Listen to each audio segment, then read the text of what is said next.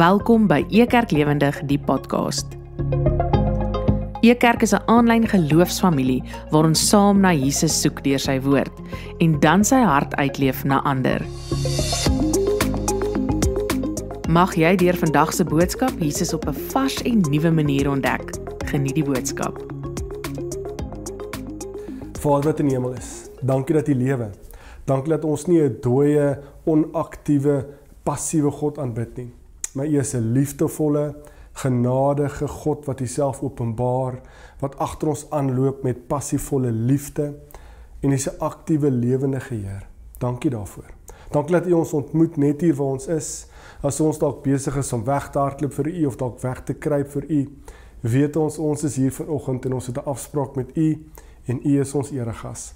Here, waar ons hier sit en U woord oopmaak, weet ons, U praat deur die Bybel. Ons weet U Gees is aktief besig in ons lewens en besig om al hierdie sondige donker hoekies van ons lewe skoon te maak, maar ook so besig om U woord wat U wil wat ons hoor in U woord te skryf op ons harte. Here, en ons sê dit want ons wil graag 'n lewe leef agter U wil aan. Ons wil graag meer en meer wees soos wat U ons geskaap het om te wees.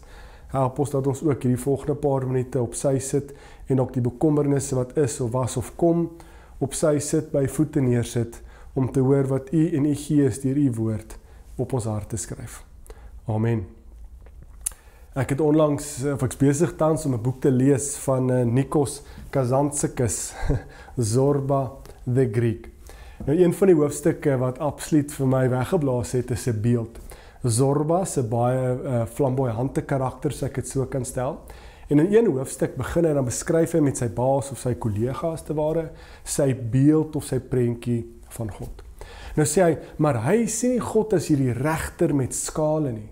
Hy sê nie, daai goed hoort vir die slagter of vir die groentehandelaar wat meet en weeg en dan betaal jy vir dit wat jy op die skaal gesit het. Maar Zorba sê dan nee, hy sien eerder God, vir hom is 'n vader wat met die groot nat spons rondloop. En dan vee hy net skoon waar ook al dit nodig is.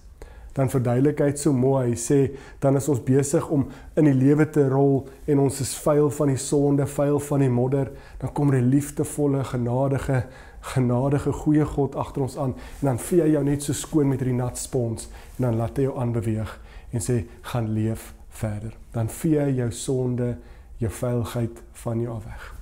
Nou dit is my so skerp en 'n skokkende, maar 'n goeie skokkende beeld. Hoekom? Want in ons kultuur het ons dalk eerder hierdie beeld om te sê, ons kultuur weeg. Wat beteken, God moet dan ook weeg. So die kulturele manier hoe ons na die wêreld kyk, het ook as te ware ons geloofslewe en prentjie van God dalk geïnfiltreer. Maar hy sê nee, God is eerder besig om skoon te vee, eerder as om te weeg. So ons lewe met soveel skale. Ons lewe met interne, eksterne skale, prestasies van vergelyking, skuld, skaamte. En dan help Zorba ons hier baie mooi om te sê, nee, God hou nie van skale nie, maar God is besig met 'n spons. Nou ek wil graag hierdie beeld as inleiding vat, maar ook soos ek maar al my preke vat, na die Bybel toe, om te sê, maar is hier die beeld van God se spons wat harder skoon vee, belangriker is as 'n God wat met skale sit? Wil ek graag daai vraag na die Bybel toe vat en sê, waar in die Bybel kan ons sê dat God is 'n God van 'n spons? God is 'n God wat, sy spons is groter as my en jou skale, waarmee ons dalk deur die lewe gaan en onsself of mense opweeg.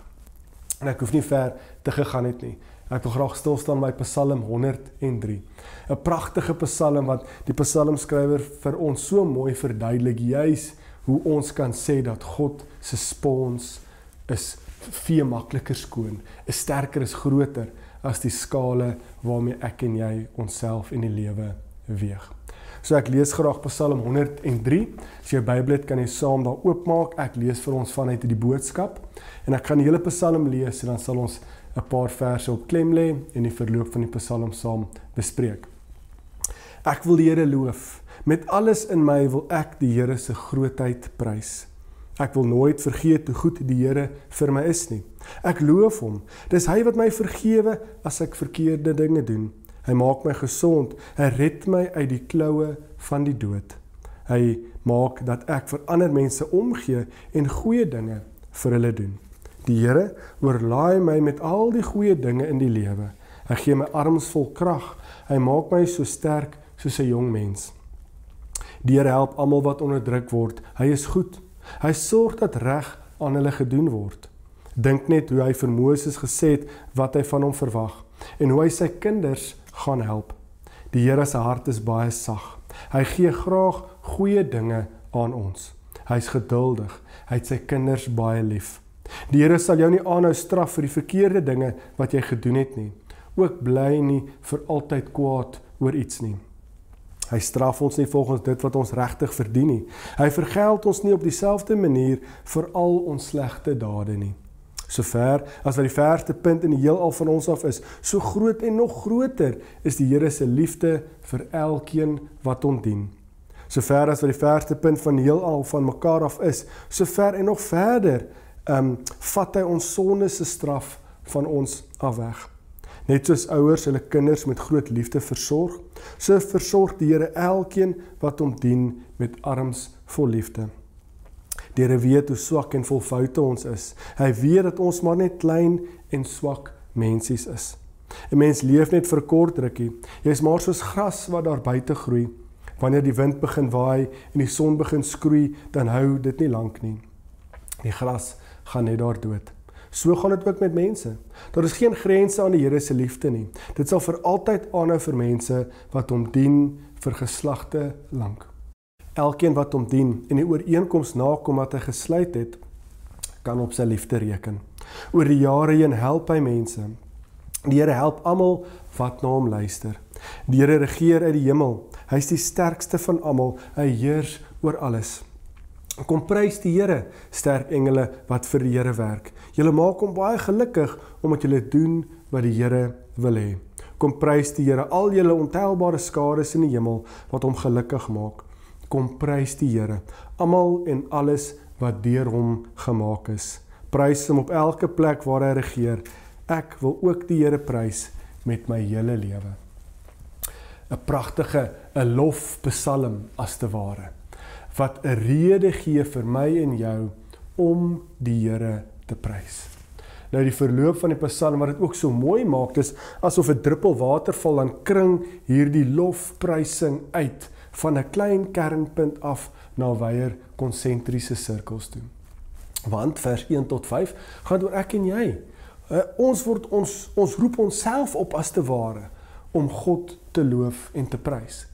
Dan vers 6 tot 9 word die psalmskrywer, hy praat van hulle. Dan gaan hulle oor Israel se ervaring met spesifiek verwysing na Moses en wat op Sinaai gebeur het. Dan vers 10 tot 14 begin dan weer 'n inklusiewe ons gebruik. Om te sê ons moet die Here prys. Die gemeenskap as geheel erken God se goedheid en ook sy vergifnis. Dan vers 15 tot 18 gaan oor die mensdom, die broosheid van die mensdom word dan in kontras geplaas met God se ewige liefde. En dan heel op die einde eindig hierdie Psalm vers 19 tot 22 wat sê die hemel en aarde, die kosmos, engele en die skepping is ook ingesluit in hierdie rede om God te loof en te prys. So as ons hierdie paar kringe met mekaar saam bespreek, dan sien ons vers 1 tot 5, dat ons onsself moet herinner en ons word herinner om God te loof en te prys, as ook die rede vir hierdie lofprysing. Die psalmskrywer begin hier te sê, loof die Here o my siel, kan ons ook vertaal. Dis die self, ons wat onsself oproep en onsself herinner om God te loof en te prys. Soos al vir die selfgesprek wat ons met mekaar het om te sê, God se goedheid is die begin en die einde en die rede, die inhoud vir die rede hoekom ons God loof en prys. Hy sê dan 5 woorde oor hoekom. 1, hy vergeef. God vergeef, dis hoekom hy goed is. Dis hoekom ons hom moet loof. Tweedens, God genees, dis hoekom hy goed is. Hy verlos, hy gee vir ons 'n kroon en hy versadig ons ook, is die werkwoorde wat hier gebruik word. Nou, dis as te ware karaktereienskappe van die lewendige God. Karaktereienskappe wat nie net mooi op papier is nie, maar wat uitvloei vanuit die dade van Jahwe of van God.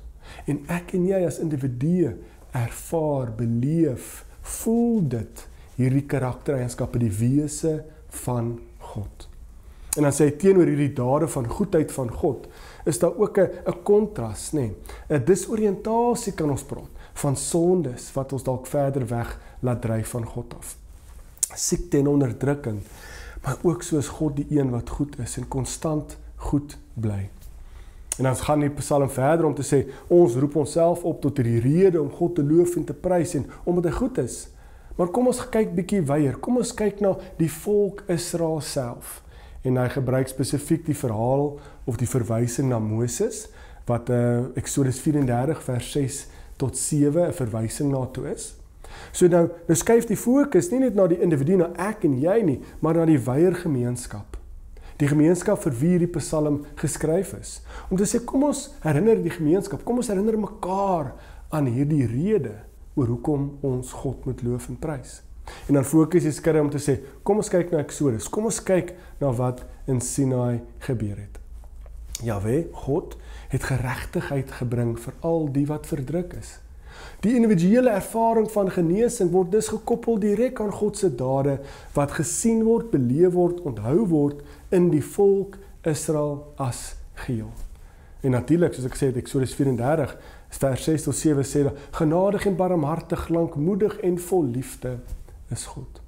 So die Psalm herinner die volk Israel, die gemeenskap aan Moses, en hulle, wil ek amper sê, half die beliggaming van God se vergifnis. Hulle het dit beleef en ervaar. Maak nie saak hoeveel keer hulle gestruikel het nie, 'n goue kalf opgerig het nie. God het hulle getrou en goedhartig, vol liefde, hulle vergewe. So God kies dus nie die skaal nie. God kies die spons. Self vir 'n volk wat hom God ernstig teleurstel.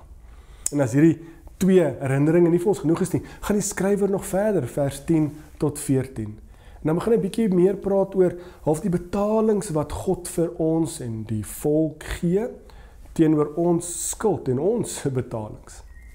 So, hulle begin deur te skryf dat God handel nie volgens ons sondes nie. Dit is duidelik gestel. En dan sê hy verder, so hoog soos die hemel, so ver soos die ooste van die weste af. Nou wat beteken dit hier? Dit beteken twee goed, in kontras, ons dade teenoor God se dade. So ons sien hier dat 'n menslike se logika is, dat God betaal vir my en jou, wat ek en jy nie kan betaal nie. So as ons 'n skaal lewe leef, dan is die vraag, okay, wat weeg my sonde? Wat is die skuld wat ek het? Wat betaal ek? Dan sê God, nee, die Psalm skryf eerder, maar ons kan daai nie betaal nie. So 'n mens se logika, my en jou logika vandag sal sê, ons kry wat ons verdien. Ons lewe, ons optree, plaas dit hier op die skaal en dan weeg ons dit. Dit is mooi koud en klinies analities en dan is daar 'n spesifieke rekeningkie wat vir ons gegee is, dan moet ons nou betaal. Psalm 103 vir ons sê nee, God se logika lyk anders. Ek en jy kry wat God se liefde gee. En ons sien dit in die spons. God se spons. Die Ou Testament akademikus Walter Briegeman skryf oor hierdie Psalm dit so mooi. Hy sê, ons sien hier iets van God se stunningly generous karaktereienskappe. Dit is hoekom God kan vergewe. Dit is so mooi beskryf vir my in Engels. Stunningly generous. Hy is so oorvloedig in sy goedheid, dat ek en jy stom geslaan is. Dat ons besef, maar dit kan nie so wees nie. Dit kan nie so goed wees nie. God kan nie dit betaal nie. Want ek sien hierdie hoop sonde in my lewe op hierdie skaal en ek sien wat weeg dit en ek weet wat kos dit. Ek besef ek gaan nooit kan betaal nie. Maar besef ons nie, maar nou staan God daar met die spons en vee ons eerder skoon, eerder as om ons te vra, hier's die rekening, wat is julle skuld? Nou hierdie stunningly generous God kan ons sien in twee goed wat ons laag gesê het, die oorvloed van God, so hoog soos die hemel, so ver soos die ooste van die weste af. Maar tweedens sien ons ook iets mooiers, 'n intimiteit, 'n persoonlike verhouding. Soos 'n vader wat hom ontferm, onthou hy ons. En hy onthou ook ons is net stof.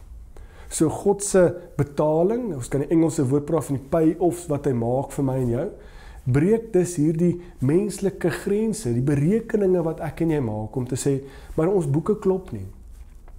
Sê God, nee, die rede hoekom nie, want ek werk met 'n spons. Jy werk met 'n skaal, die kultuur werk met 'n skaal, maar ek, God, werk met 'n spons. En my spons, God se spons is groter as ons menslike skaal. Ons sal dit nie kan terugbetaal nie. As dit nog nie genoeg is nie. Een sirkel bietjie wyer, vers 15 tot 18, skryf hierdie psalmskrywer en hy fokus op die menslike broosheid teenoor God se ewige liefde. So dan herinner hierdie psalm ons aan eintlik as 'n ware Genesis neem, om te sê, die mens is soos gras verganklik en tydelik. Ons besef dit. Maar tog staan God se getroue liefde vas van geslag tot geslag. So hierdie 4de keer wat hierdie getroue of troue liefde van God genoem word, is hierdie herhaling, is hierdie herinnering konstant in hierdie psalm om te sê, wat is die rede hoekom ons God kan loof en prys? Want God is goed en sy troue liefde bly konstant, dit wankel nie.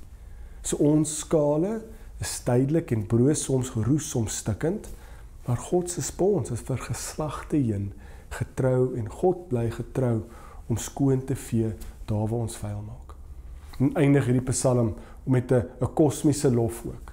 Om te sê die sirkel eindig nou met engele en die skepping, hemel en aarde word nou saamgeroep en sê loof die Here. Net soos wat ons as individu, as gemeenskap van die Israel, van hoe God in die geskiedenis gewerk het, maar ook hoe God vandag in ons lewe werk, maar ook so die skepping self word opgeroep. So, dit wys ons dat God se spons, sy goedheid, is nie vasgevang aan individue nie. Is nie uitgesluit of daar slegs vir individue nie, maar vir die hele skepping. Dit sluit aan by die beweging van die psalm om te sê, ek, ons, almal, alles, het rede om God te loof en te prys, want hy is goed, want God lewe met 'n spons. So wat sê hierdie psalm vir my en jou? Hoekom kan ons sê dat God lewe en werk met 'n spons eerder as my en jou skale? Ons sien hier dat die taal wat hierdie psalm skryf is een van verhouding. En die verhouding wat ons met God het, is nie kontraktueel of wetties nie. Dit is tog wat 'n skaaltaal, regtertaal sal wees. Reg en verkeerd, weeg, betaal, skuld. Maar God se verhouding met ons is eerder iets wat verbondsmatig is, verhoudingsgedrewe, maar tog ook so persoonlik. So God se heiligheid en sy liefde is nie iets wat in ons in 'n kontras, 'n opponent is in ons lewe nie.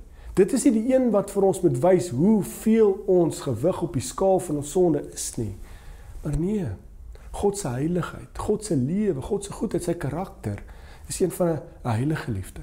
Een van 'n heilige goedheid wat sigbaar is in die manier hoe hy konstant besig is om my en jou lewe skoon te vee met die hemelse spons. So, in ons samelewing, miskien sit jy hier vandag, is hierdie tyd van die jaar waar al die skoolkinders is 10 al besig met eksamen, matriekkinders is besig om gespanne te leer vir eindeksamen, en soms word ons lewe tog maar ook gemeet deur die prestasies, deur ons rapport. Gaan ek goed genoeg wees? Gaan ek gaan studeer wat ek wil? Gaan ek kan studeer waar ek wil? Is dit nie tog die meting van ons wese, van ons identiteit, van ons lewe wat volgens 'n skaal geleef is nie? As jy bietjie ouer is, jou eerste werk wat jy kry, wat is die salaris wat jy kry? Gaan ek daai verhoging kry? Gaan ek 'n direkteur word? Word ons lewe nie dus indirek of selfs direk gemeet deur hierdie skale nie? Miskien is jou skaal iets persoonlik, om te sê, die sosiale kringe waarin ek beweeg, ek wil met daai persoon in die sosiale bewegings beweeg, kringe beweeg, want dan kan ek myself opmeet, of 'n gelyke baan sien as te ware met hierdie persoon. Miskien is jou lewe van 'n weegskaal jou innerlike gewete, daai stem wat dalk vir sê is nooit genoeg nie. Engelse praat van die imposter syndroom. Miskien sit jy hier vandag en jy besef, maar ek voel so. Miskien is jy besig om die lewe van meting, van skale in jou geestelike lewe ook in te bou. Om te sê, ek is nie so geestelik soos daai persoon nie. Ek val heeltyd, ek struikel heeltyd oor dieselfde sonde. Ek is nie so goed, so geestelik, so heilig soos daardie persoon nie. Ons almal lewe op 'n manier iewers, direk of indirek. Ons meet onsself volgens skale. ekstern of intern. Maar mag Psalm 103 vandag, mag God deur sy Gees dit op ons harte skryf. Om te sê, God hou nie boek nie, God werk nie met 'n skaal en met gewigte nie, maar God staan hier met 'n spons en hy vee vandag jou lewe skoon. Ek sluit af met die kruisgebeure. Wat ek voel ook, ons sal nie hierdie preek kan sê, as ons dit nie deurlees van Psalm 103 na die kruis toe nie. Hoekom? Die kruis is as te ware vir ons hierdie duidelike, mees sigbare, tasbare manier om te sien hoe God met 'n spons werk. Nou ek wil so ver gaan om te sê met baie respek dat Jesus is God se spons. Lukas 23 vers 34, Jesus blaas sy laaste asem uit. Hy is besig, God is besig om almal se lewens skoon te was met die spons wat sigbaar is aan die kruis en die lewe van Jesus Christus. Dan sê Jesus, Vader, vergeef hulle. Paulus sê Kolossense 2 vers 14, God wis die skuldbrief uit wat teen ons as getuienis gebring is. In Jesus word Psalm 103 sigbaar, tasbaar, verstaanbaar. God behandel ons, kyk na ons, hanteer ons nie volgens ons sondes, volgens 'n weegskaal of 'n meetinstrument nie, maar volgens God se oorvloedige liefde. Daarom is my identiteit vandag nie die foute of die prestasies wat gemeet kan word nie, maar in die verhouding met God wat ons vergewe. En dit is als omdat God goed is en liefdevol is. Die skaal in ons lewe sê, jy kry wat jy verdien, maar die spons van God sê, jy kry wat Jesus alreeds verdien het. Lewe jy vandag nog volgens 'n skaal of iets wat gemeet is? Laat God se spons eerder jou lewe bepaal.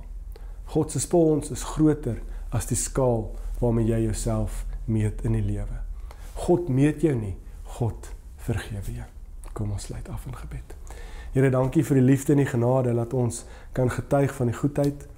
Laat ons kan getuig dat ons nie die lewe kry wat ons verdien as gevolg van ons optredes nie. Want Here, dan gaan ons elkeen struikel, ons elkeen gaan tekort skiet, ons gaan nooit goed genoeg wees nie. En Here, dankie ook dat U nie 'n God is wat sit en op 'n weegskaal sit en al ons sondes op mekaar op 'n hoop stapel nie, of met 'n maatband sit en meet van hoe ver ons van U af is nie, maar laat U 'n God is wat in 'n verhouding staan met ons. In 'n verhouding, en U nooi ons uit na 'n intieme persoonlike verhouding toe. En soos ons draai na U toe en nader beweeg na U toe, hou U ons styf vas, maar is U ook besig om met 'n spons al hierdie sondige lewe, al ons vuilheid, die modder van die lewe wat ons inspeel, skoon te was. Dankie daarvoor. Dankie dat ons dit nie verdien nie, maar laat U dit vir ons tog doen. Dankie dat ons kan hier uitstap vandag as mens wat skoon gefees, wat aangeraak is deur 'n hemelse spons. En dankie dat U seun en ons verlosser deur Jesus Christus dit vir ons kom doen het. Here, laat ons vandag ook so begin leef, as mense wat skoon gefees aangeraak is, deur U wat met 'n spons ons lewe skoon vee. Mag ons ook so leef, volgens U wil en elke dag leef, volgens die wil wat U op ons harte skryf, en U Gees inpen dieper in ons lewe. Vra dit in U groot en heilige naam alleen. Amen. Dankie dat jy vandag saam gekuier het by Ekerk Lewendig, die podcast. Want Jesus is lewendig en die Bybel gee lewe, en saam leer ons hoe om hierdie waarheid uit te leef na ander. Ons kuier volgende week weer saam. Ekerk, Jesus sigbaar, voelbaar, verstaanbaar.